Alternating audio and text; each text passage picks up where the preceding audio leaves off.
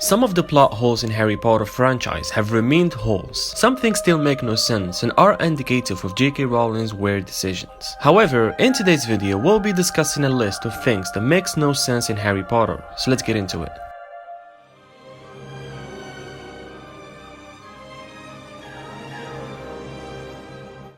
Starting with the Fidelius charm, it was well known that using someone as a sacred keeper of a place means keeping it safe from anyone who wants to find it. One of the best examples in the series is Lily and James 1. So the things that doesn't make any sense is why didn't James become his own sacred keeper? We know that he trusted his friends so much and was sure they'll never betray him, but still being your own sacred keeper means there is 0% chance Voldemort would find you anyway. Add to the fact that Arthur and Bill Weasley did become their own sacred keeper in the last book, something that always keeps bothering me, why James and Lily never considered such a thing. They could have done something much simple. James could have named Lily and Lily could have named James. It would have been perfect and nobody would have to die.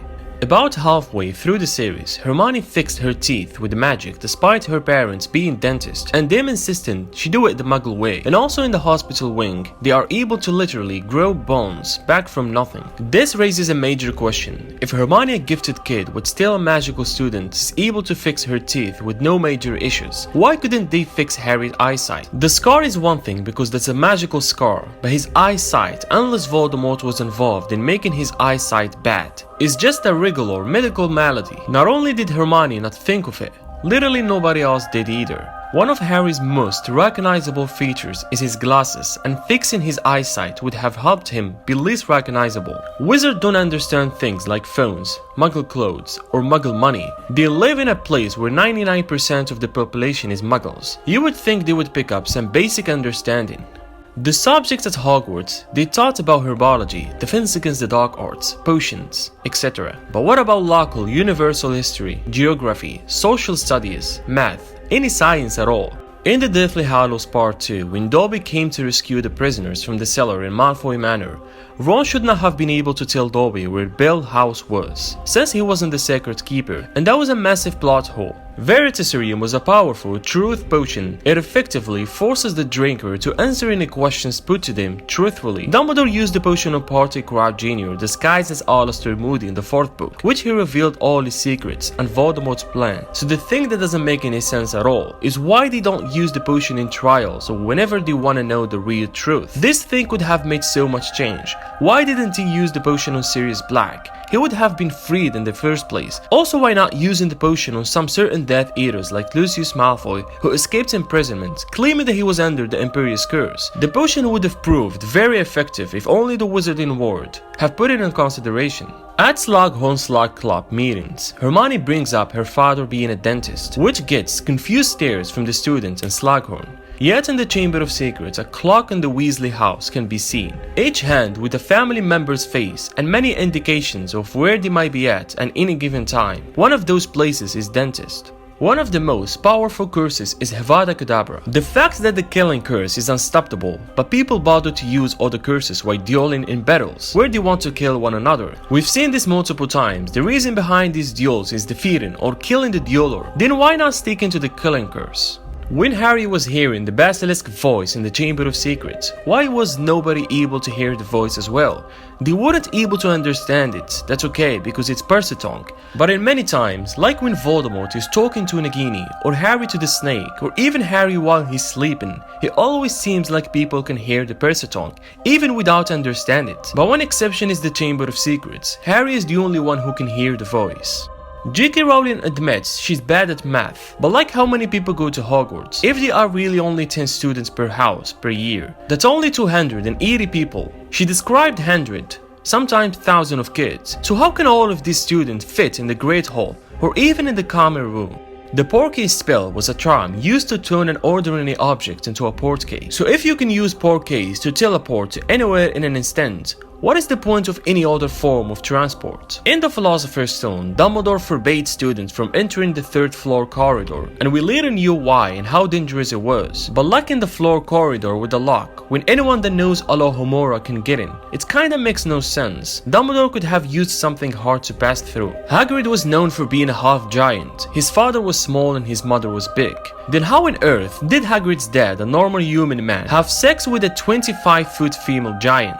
Where do the pure blood kids go before Hogwarts? Do they have a wizard in primary school?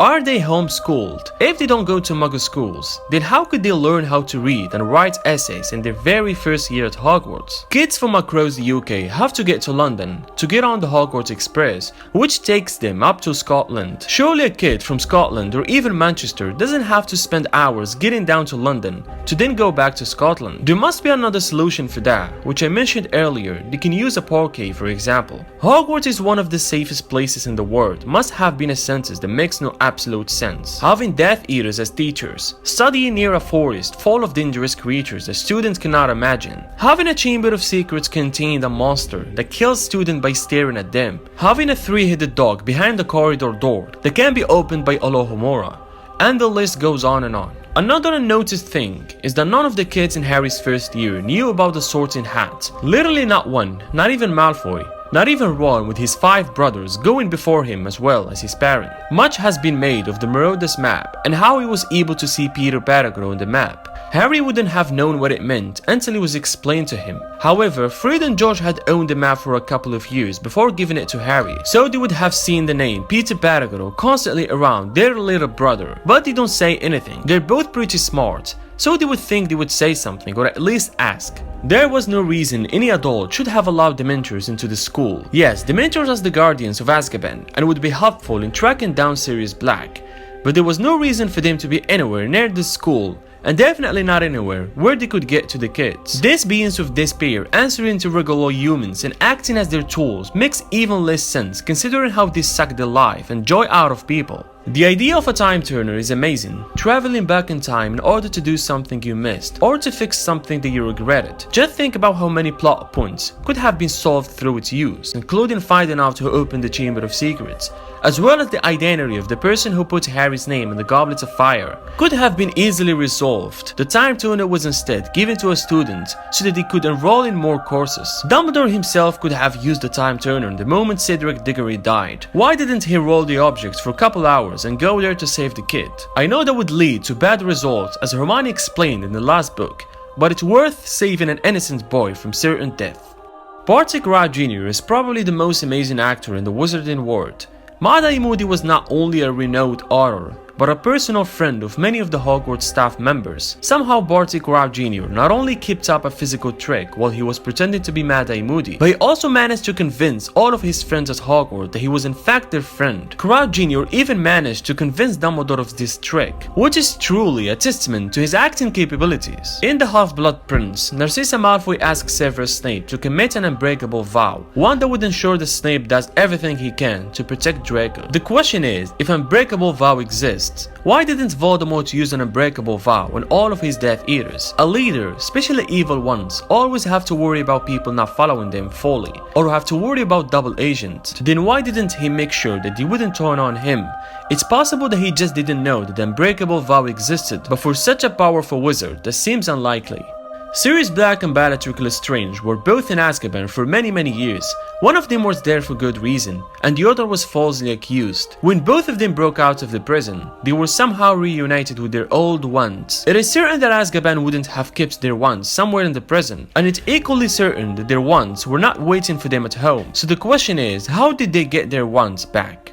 If you have some answers to these questions, I would love to hear them in the comment section down below. I hope you enjoyed today's video. If you did, please hit the like button.